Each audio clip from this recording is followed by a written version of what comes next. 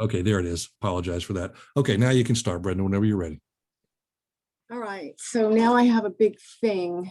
Okay. Hi, my name's Brenda, and I'll be your instructor today here at Instructor Development Workshop. I'm so happy to be here. Is everybody happy to be here this morning? Thumbs up, everybody.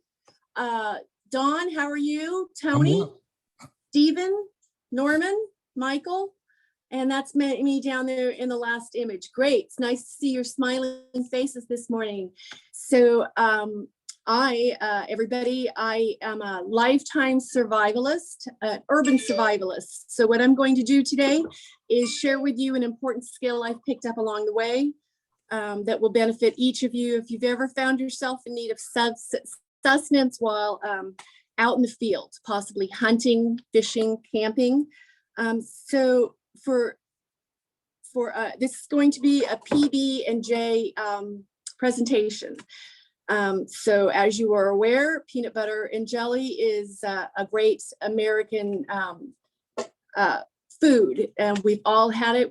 It's a standby. Some of it is eat it daily. Some of us just enjoy it occasionally. When we see somebody else making a sandwich, we get another a sandwich too. It's easy to put together.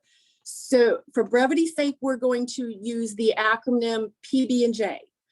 Partly because brevities are handy in conversations like this, rather than me saying peanut butter and jelly 20 times, we'll just say PB&J. And it's also nice to use that term because it's an Americanism, and we all love American phrases, right?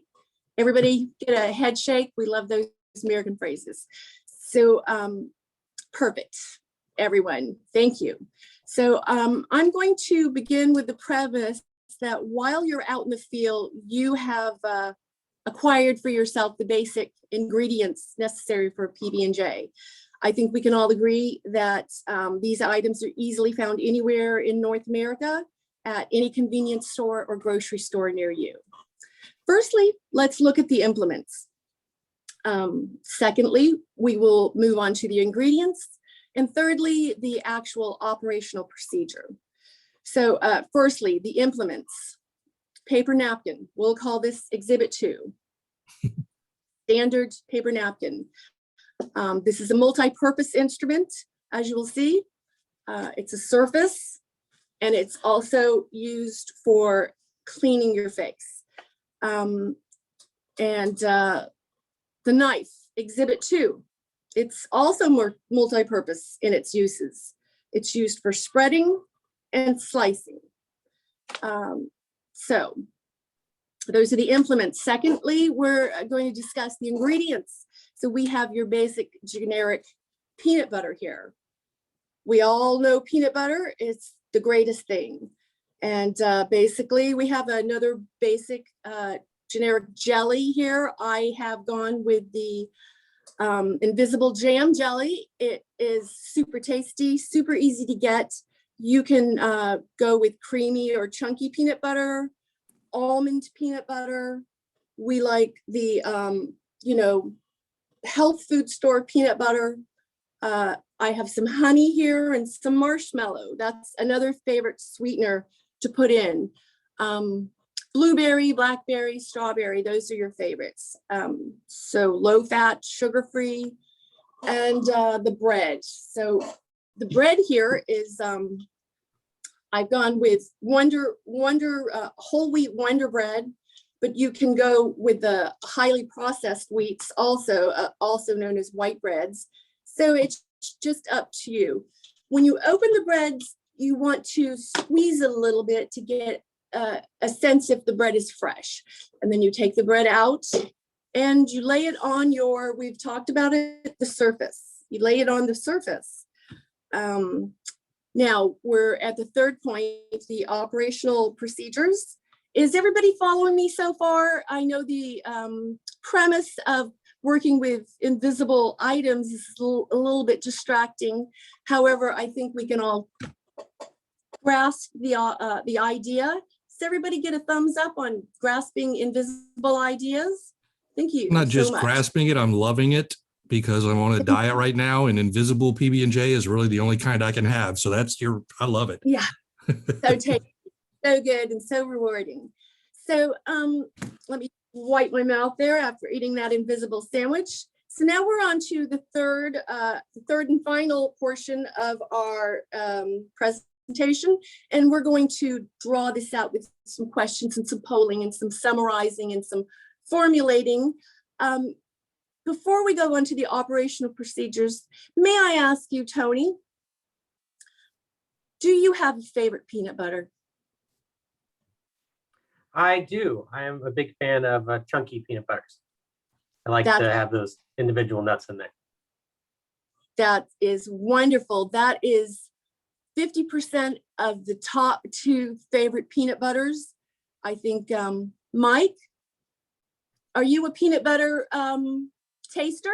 Have you any favorites, or are you just a guy that will eat whatever the wife buys or the kids buy? Do you have particulars? I am very picky when it comes to peanut butter. I like Jif Crunchy. Crunchy, too crunchy. Oh, man. We have Stephen. Can you break crunchy creamy tie? Oh, absolutely breaking that. I got to go with the creamy Jif, smooth, creamy and smooth. Okay, so leave those nuts for the nuts. Thumbs up on the creamy with Norman. So we have a 50-50. Don, you are the tiebreaker here. Bring it home, Don. Roll that beautiful bean footage. Nuts, baby. Nuts. Crunchy, baby. Yes. Got to be crunchy. We've got to go to the store and get the crunchiest and the smoothest peanut butter, and everybody will be happy. So I think I'll take us back. Thank you for polling. Thank you for helping us determine what the class's favorite peanut butter is. It's a good takeaway. We'll be able to use that tomorrow, the next day, and going forward when we are out in the field and we've got to pull out some survivalist tactics, and we'll know when we're at that 7-Eleven getting ready to feed the troops, we're going to get creamy and chunky. So the operational procedures are as follows. Again, the bread is here, the knife is here, and the peanut butter's here.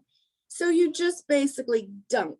It's a dunking motion so that you stab into the center of the peanut butter, and then you swirl it a little, because peanut butter, whether it's chunky or creamy, has a thick viscosity, and you're going to want to get enough of it on the first scoop so that you're not wasting effort and time. And then what you do, you have to carefully bring the knife towards you on the bread. You don't want to roll away. You want to bring it towards you. And I'll tell you why. Because it's easier and it's quicker. Now, you've got the bread, peanut butter on the bread, and what do? Because you are concerned about cross-contaminating your ingredients, you just do a quick wipe on the napkin, and then boom, right into the jelly. It's effortless. Everybody can do it. It's easy to teach. And you use that same motion where you're stirring the jellied ingredients around, and then up, you're scooping. You're using the knife, the multi-purpose knife as a scooper.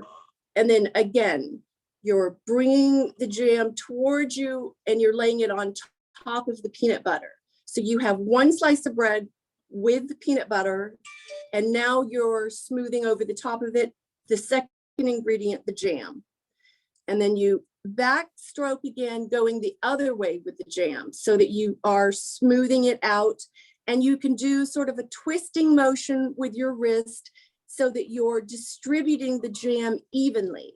And at the same time, you're going over and you're smoothing the peanut butter that you'd laid down initially, so that instead of smoothing the peanut butter down first, you're smoothing all the ingredients down at once. It's time saving, and it's crucial, and it's key when you're out in the field. As I said, you're out in the field for a number of reasons: hunting, fishing, camping. at a campground with the family, you're wanting to put the sustenance together and deliver it to yourself and to anybody that's with you.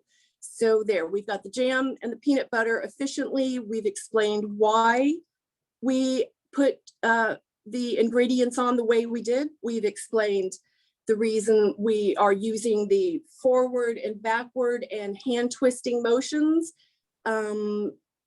Now, I think this is a good time for me to ask you a question as a group. Can I get a thumbs up on if you felt that the technique I used is satisfactory? If you think it's a good technique, thumbs up. If you think it is missing some of the key components of a good operation, thumbs down. I see thumbs up all around. Thank you so much. I couldn't have had a better class. Thank you for, you're paying close attention to what I'm saying, because if you didn't pay attention to anything that I started presenting in this presentation, you would not have been able to give me your sincere thumbs up just then. So thanks for your participation. Let's move on now. Summarizing the whole process is the peanut butter and jelly sandwich and the eating of it and the enjoying of it. So we've got all the ingredients. We've got our other piece of bread here. It's going to seal the deal. So we place the second piece of bread on top of the bread with the condiments, and we give it a little pat, just a little pat. You can even wipe your knife on the piece of bread if you'd like to. So I think that's a good point. So you'll have a clean utensil at the end of the procedure, so that you don't have to worry about cleaning your knife and storing it away in your toolkit for later. It'll already be clean. And then you're wiping the knife, and then you're immediately moving into a slicing motion, and you're going to slice towards you. Whereas when you were applying the peanut butter, it was moving away. So this is a slicing towards you. And it doesn't really matter how you slice it, diagonally, horizontally, into sections, pizza style, cut off the crusts, whatever you like to do. It's completely acceptable and everybody loves it. So that is our presentation. I'm so glad you could be here with me. And does anybody have any comments? You can make them observations or just general comments. Norman, thank you for raising your hand. Please tell the class what you have in mind. So I know that the tie for chunky and smooth was broken. My question is, do you toast your bread? Because wouldn't the chunks tear the bread apart? I mean, I just want to smooth it out. And I'm just wondering, do you toast your bread and take it in the field, or do you just take bread with you? I think the whole class could probably tell you what the first thought that came into their mind, but I am going to share mine. I am a BLT toaster, not a PB&J toaster. I think in the world of sandwiches, more, you're either a PB&J toaster or a BLT toaster. But that's an excellent question and excellent observation. And I think I'm going to incorporate, the texture of the bread during my next presentation. Thank you so much. Appreciate it. Yes, Stephen, please share with us. I think another important topic that probably needs to be discussed in this group is the beverage of choice. And we might have been split on the smooth and the creamy, and I mean in the crunchy, but are we unanimous with milk? Yes. Hold up. Thumbs up. You don't want no. Oh my gosh, Kenny, you don't want milk with your you drinking orange juice with it? Mammals are not supposed to drink other mammals' milk. I'll leave it at that. Oh. Well, how about some oat milk? We get you some vegan oat milk. Some oat milk, some almond milk, some almond milk to go with your almond peanut butters. So these are great observations, and they're critical to making this a successful urban survivalist environment too. If you're actually out there eating peanut butter and you don't have the proper beverage, lives could be in jeopardy as far as comforts and, having a good meal. Thank you so much, Stephen, for bringing that up. And that's the beautiful peanut butter and jelly footage. Thank you so much. Have a great rest of your day. Please let me know if there's any questions I can help you with after the class. I'll be happy to go with you. Thank you. Thank you, Brenda. Well done. Thank you. Give me just a minute and let me reset this thing for the next one while you take a deep breath. And Tony's going to do yours. Okay. Brenda, tell me, if you are ready, why you were a better instructor today than you were Wednesday, what you thought about it. I know you overcame a lot of obstacles and not everybody in the room is aware of all of them, but you were dealing with a lot, and I know you had your mind in other places and were a little frazzled this morning, but how do you think it went? Thank you. Yeah, I think it went really well. I appreciate everybody indulging a little bit of fantasy here on a low level topic. So it was such a low level that I was able to get away with those low level open-ended questions. And then, as I could see that the interest was going to be respectful and the response was going to be genuine, I was able to go away from the open-ended questions and be more specific, gauge and assess and evaluate people's ideas. Okay, great. Tony, would you speak for the group with a little verbal feedback, and then I'll come in behind you there? Sure. I thought, as you said, great job, and a nice improvement from earlier in the week. I think it is an important subject. I think we all eat more PB&Js than we do deal with most of the other things we're talking about today. It's a very common thing. I think you started with the engagement, which was good.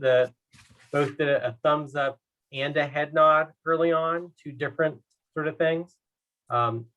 You had a really good demonstration of implements and use of your hands. Thought the stabbing the middle of the jar, that was some very good imagery there. Good modulation of tone as well. I think one thing that I think you could have, still do for the next time you're teaching us all about PB&J would be to incorporate some more of those mid-level questions. I think especially with that huge variety of ingredients, the jams, that would have been a good opportunity to get more feedback from us on what ideas we have for that. But I thought you were, often asking those questions, often looking in the right ways. It was a really, really good presentation. Thank you. Appreciate your support. Thank you. Thanks, Tony. Brenda, first of all, from the very beginning, it was like watching a different person than we saw on Wednesday. Unbelievable, night and day difference between what we saw today and what we saw Wednesday. And don't be so dismissive of a frivolous or superfluous topic. It doesn't really matter about the content. It's about how you present it, and how you present it today. If you go back and watch today's video and Wednesday's video back to back, you'll be amazed. You'll be amazed. You started at the very beginning from the outset with a good introduction. You called everybody by name right off the bat and created engagement. You even sold a whiffum and credibility into making a peanut butter and jelly sandwich by talking about, I'm a lifelong survivalist. And if you're ever out camping or stuck in the woods, maybe all you got is a loaf of bread and some peanut butter and jelly you brought along. Here's how to do it. And, so you didn't treat it as a superfluous topic. You treated it as a serious topic that actually had some application. And your credibility is, I'm a lifelong survivalist. This is something I've learned. So fantastic. That's very well done. Your animation, your enthusiasm, your conversational style, again, completely different than what we saw on Wednesday when you were doing a topic that you really didn't have any credibility or knowledge in, or I think a lot of enthusiasm about, and it does make a difference. Little things, you explain the acronym, you explain we're going to start calling it PB&J from now on, which is, kind of silly with peanut butter and jelly, but it's true in our professions. We use a lot of professional jargon and acronyms, and sometimes we don't explain them all. We just assume people know them. So very well done there. You surveyed the audience about their preferences. You used some humor.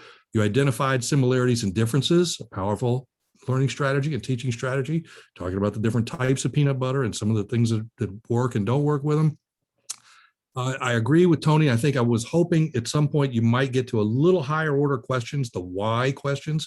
Okay, your favorite is chunky, your favorite is smooth, your favorite is wheat, your favorite is why. Why? Justify it, explain it, defend it, Right. characterize the, why one works better than the other or something. Those in 15 minutes, it's hard.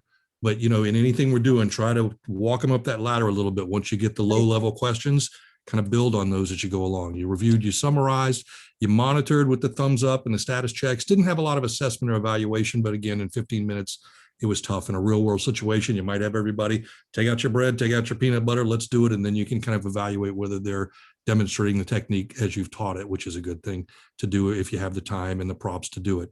But mostly, I can't say enough good things about how you overcame technical issues, some other issues, not the best start on Wednesday. Just you had a lot of things working against you to distract you. And I've seen people fall apart from that. And you went the opposite way. You became stronger, you became better.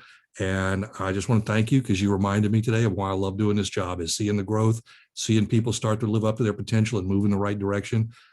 Take everything you did today and keep doing it if you decide to keep doing any instruction or training, and you'll be on the right path. Well done. Keep that beautiful gumbo footage. You're very welcome. All right, I'm going to stop the recording